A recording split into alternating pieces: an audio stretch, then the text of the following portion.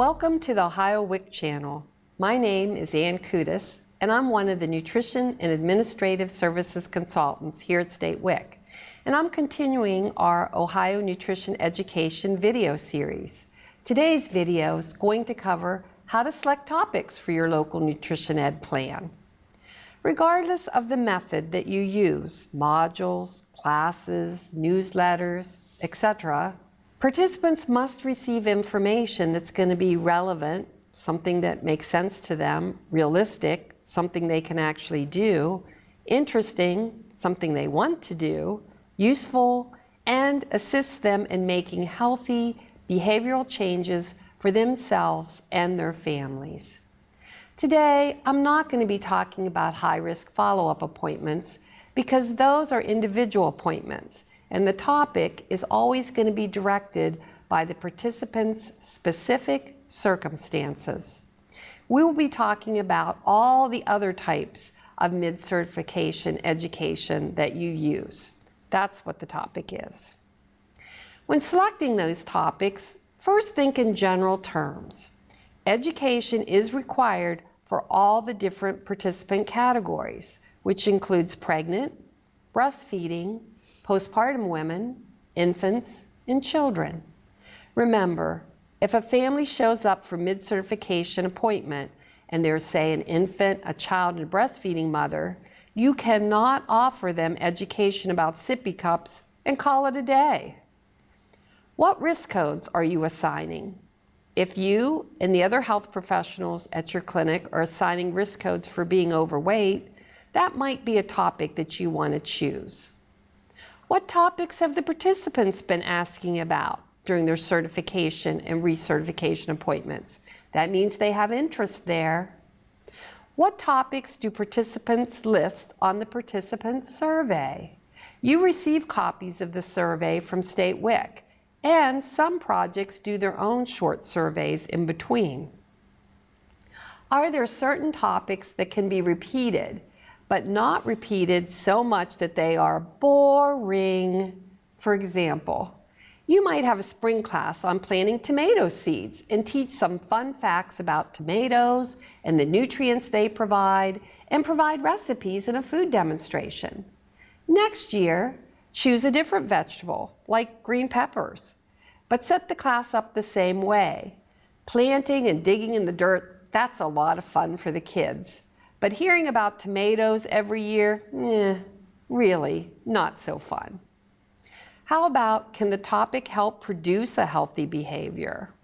That's what we're all about. Is there a new topic that's out in social media or the local news? Check out what your peers are doing in WIC notes. There's no need to reinvent the wheel. If you see something done by another clinic, use that topic. You can call them up and maybe they'll give you everything you need to do a turnkey class or module. Remember though, the topics must concern either nutrition, physical activity, substance abuse, or immunizations.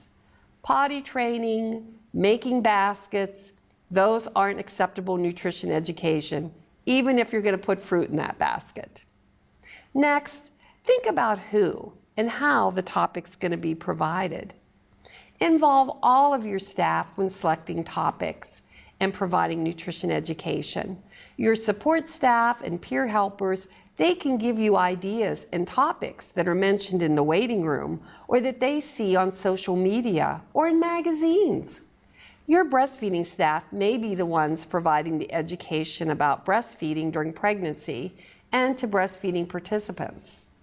Theme classes like a visit from Mrs. Claus or a harvest party will need buy-in from the entire staff to make it go well. Think outside the box a little. If your support staff comment that the moms always want ideas on how to potty train, perhaps what they really need is information on what types of fluids their toddlers should be drinking, and more importantly, the portion sizes. A class or bulletin board on toddler drinks would be appropriate nutrition education, and you could also give them some of those tips that they want to know about potty training at the same time. If you have been providing portion plates, because you've been assigning overweight risk codes, maybe you need to leave the portion control topic for a while and instead choose a fun play or exercise topic, or calories in your drinks, or what makes you choose chocolate. Any of these topics can help decrease calories or increase activity, and so still address being overweight. Once you have selected a topic, how are you going to present it? A good tip, if you're providing classes or even those theme classes, you should always have a plan B ready. Plan B is for those participants that come late and they don't want to stay, or maybe it's a class that you don't want to disrupt. So again, you can use plan B. Or what about those alternates that come and they didn't have any idea they'd have to stay for a class? Plan B works for all of them. Now, speaking along those terms, remember, going to a class is not punishment. For that matter, nutrition education is not a punishment. During management evaluations, it drives your nassers crazy to hear these kinds of statements. Oh, you missed class? Oh, you're gonna have to wait for the next one. That'll be in about an hour. You can't get your card loaded until you fill out this sheet. Okay, so I've loaded your benefits and your next appointment is for nutrition education. You'll have to fill out some paperwork and then take a test on it, and then we'll load your card again. All staff should view nutrition education just like any other part of the certification process. It's important. And make sure, just like any of the other parts of the process, that we present it in a very VINA-friendly-like way. Let's look at these examples.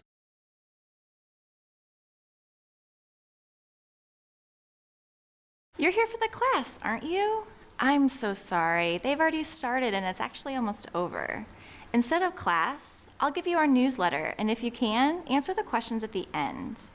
I'll get one of the health professionals to go over it with you. That way you don't need to wait. Does that sound okay?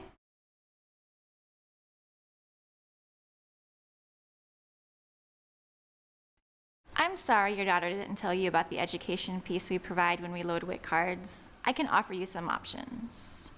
I could put 1 month of food on the card for now, and then reschedule for a time that's better for you or your daughter. Or, if you could look over this newsletter and answer the questions, then I can put all 3 months onto the WIC card. At WIC, part of our mission is to provide nutrition education, and I know the health professionals try to come up with fun classes and newsletters. And there's also a recipe in the newsletter too. What would you like to do? Finally, let's think about when and what of your nutrition topics. When you provide nutrition education depends on the type of education methods you use at your clinic. If you provide classes, they will need to be spread out during the month, with other choices for participants that do not like the class atmosphere. State WIC suggests for those clinics that have the space and staffing to provide at least one general class per quarter.